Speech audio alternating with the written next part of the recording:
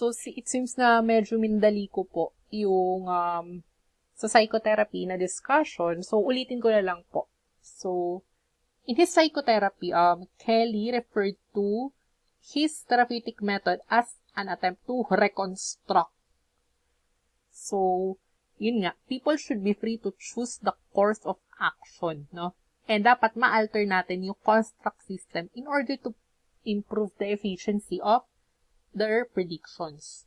So, ang ginagawa po dito sa therapy ni Kelly, so, number 1, elaborate nung client yung kanyang complaint. I-identify niya yung ano nangyari dun sa kanya, kailan, and what specifically. So, this then will lead the therapist, no, to understand the changes and elaborate talaga nung client yung mga pagbabago na nangyari sa kanya. So, kumbaga ito yung measures or screening, no? And on the other hand, the client also needs to elaborate. So, when he elaborates, it will give the therapist a full picture ng kanyang complaint. So, this in turn, it will allow for alternatives to arise. Yan na yung magiging course of action dun sa therapy. Kumbaga, ito yung tawag na conceptual framework na pangahawakan to help the client. So, gumagamit po yung therapy ni Kelly ng role-playing.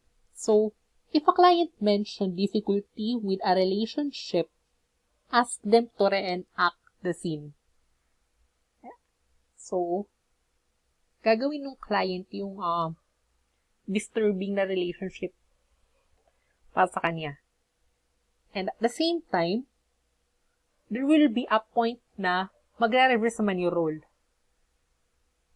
Okay? Pwedeng mangyari na yung client maging therapist, si therapist maging client.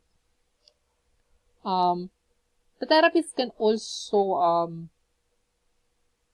create fictitious roles, no?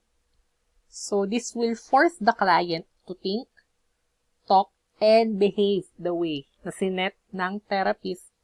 However, the therapist must be realistic with these scenes and also, they must not be threatening. So, research suggested po na the fixed role therapy is a perfect way for reconstructing the self. On the other hand, sa method of assessment ni Kelly, so ang ginagamit niya po primarily is the REP test or the role construct repertory test. It is used for understanding how people construe significant people in their lives. So, ito po for example. So, dito po sa ano na to, ibabaw,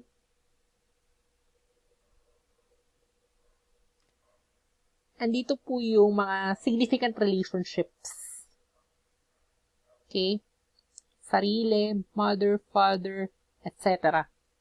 So, it will reveal the constructs by comparing and contrasting significant people. No? So, dito yung constructs. Yan. Emergent pole and implicit pole. No? Kumbaga, ito yung dichotomy. Either or. Ilalagay yan. As you can see here, very religious. And on the other side, doesn't believe in God. So, it will help us understand the complexity of the construct system. So, high cognitive complexity, importante yan, no? Kasi it will give us the ability to predict events accordingly. Okay? So, yun. For example, dito sa bilog, yan. Etong may mga marka ng X, how are they similar? Do they not believe in God? Or they are very religious? So, may kita natin dito, the successful person and happy person, they both don't believe in God.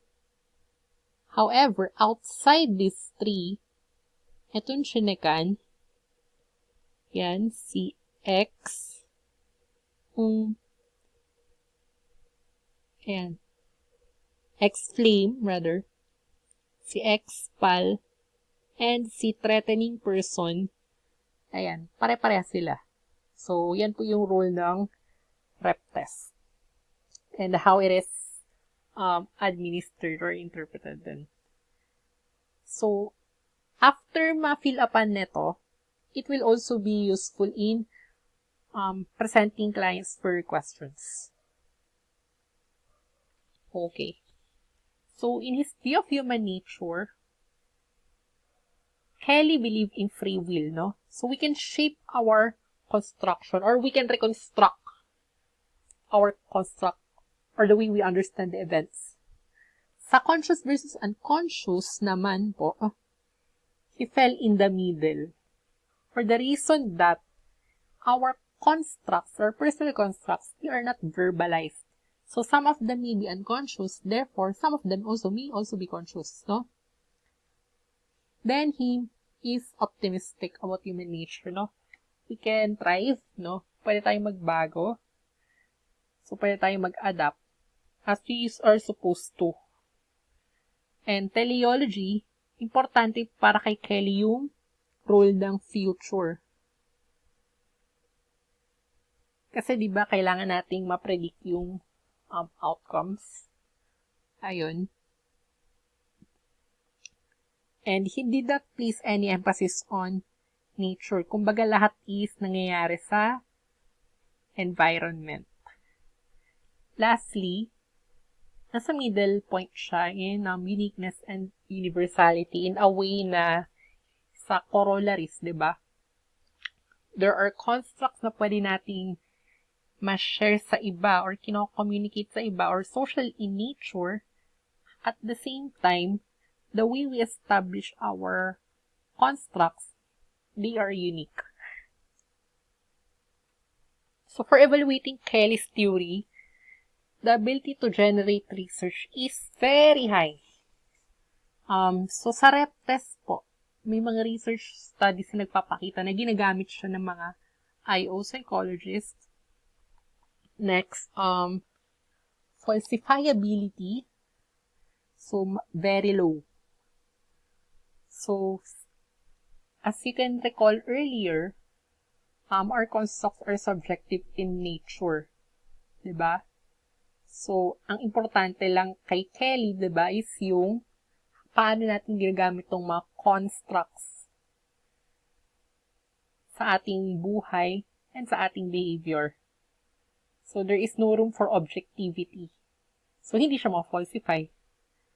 The ability to organize and explain is one in bakit mababa, very low, kasi he disregarded the other innate influences, such may be a motivation.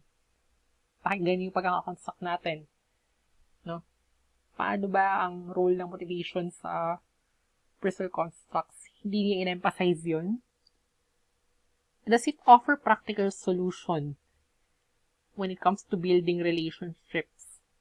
Pwedeng moderate siya dito kasi, for example, if you try to connect with other people, will truly make an attempt to try to see them in good light.